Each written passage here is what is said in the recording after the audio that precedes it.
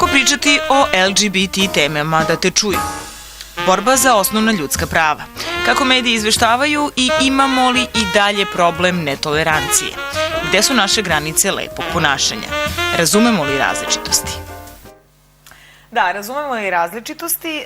Gde smo, na kom stupnju tolerancije i uopšte, dakle, kada govorimo o medijima, šire i, dakle, zapravo kako pričati o LGBT temama da te čuju. To i jeste naziv projekta koji predstavljamo, a sa mnom Mitana Miljanić ispred Centra za omladinu Tvoja Srbija. Dobrodošla. Dobar dan, bolje vas našla. Dosta se priča o ovim temama, nekako mediji jesu usmereni i na trenutak se može pomisliti da možda i mnogo pričamo o toleranciji ili netoleranciji.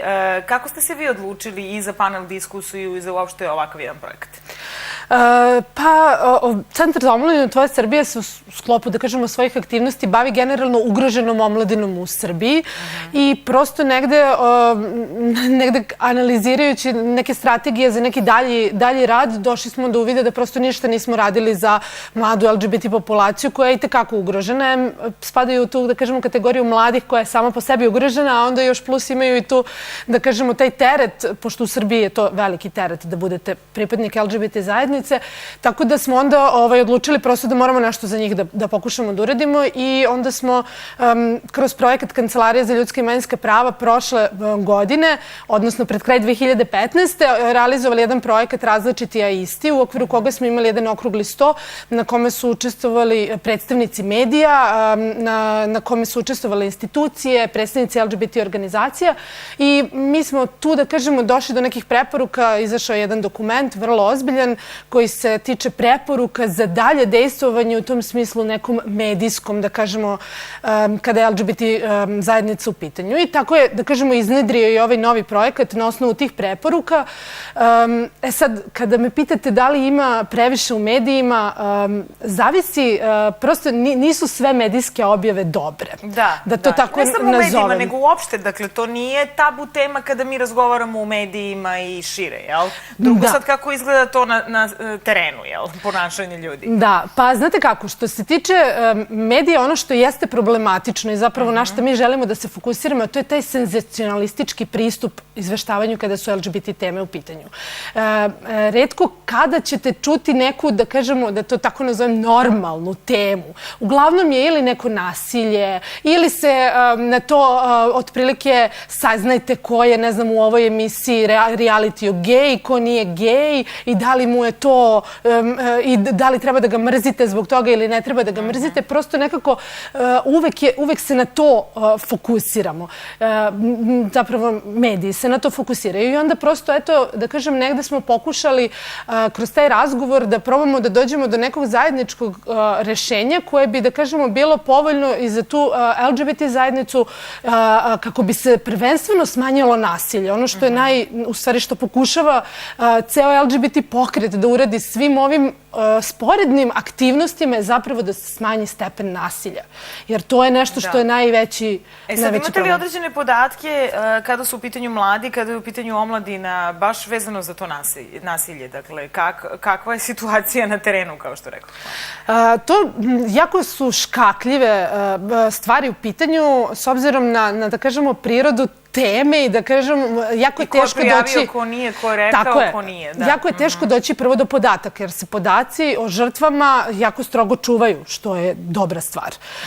Tako da, zatim, retki su slučajevi da se nasilje prijavljuje, prosto iz razloga što ako želite da prijavite nasilje, vi morate da se izjasnite.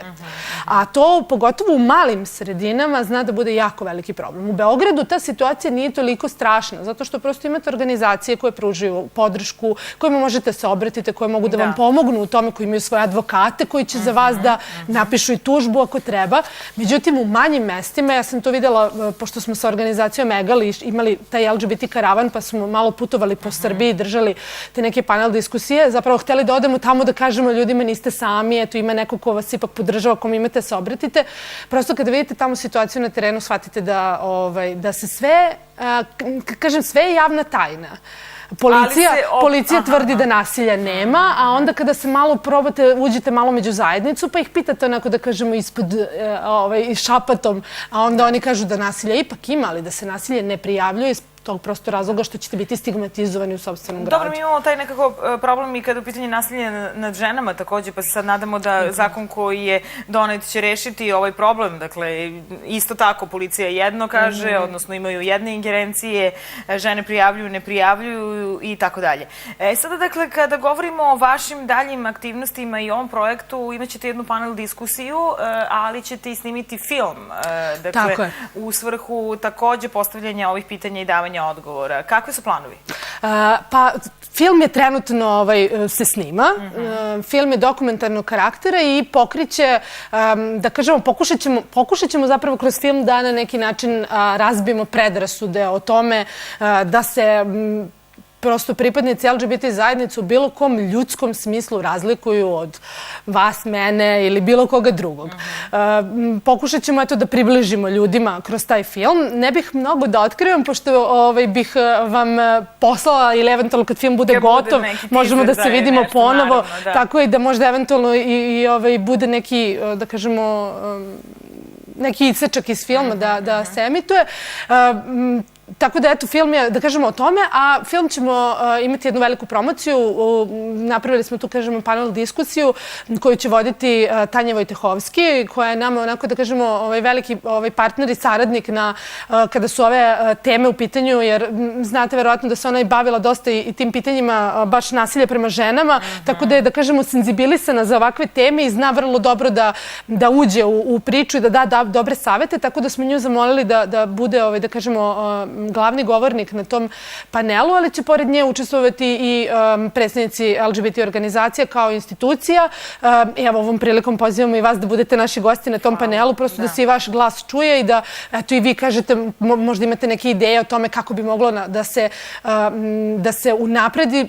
Prosto cilj je da se unapredi neko medijsko prisustvo LGBT zajednice, odnosno da se na neki način pomoću medija pomogne opet taj krajnji cilj, a to je smanjenje nasilja nad mladima, pošto, eto, da kažemo, mladi su tu najveći, da kažemo, ti pokretači, huligani su uglavnom među mlađom populacijom, tako da, eto, to nam je negde, da kažemo, krajnji cilj. Kad ste radili taj LGBT karavan, šta su vam bili utici? Dakle, šta su najveći problemi, odnosno na koji način ljude se medijima, ali to je jako važan segment, dakle, preokrenuti i negde usmeriti da se trebaju drugačije ponašati, odnosno da se normalno ponašaju, jel? Da, pa negde, da kažemo, preporuka organizacija koje se bave ovom temom, čak ima duže od nas, je ta da prosto mora se izaći u zajednicu.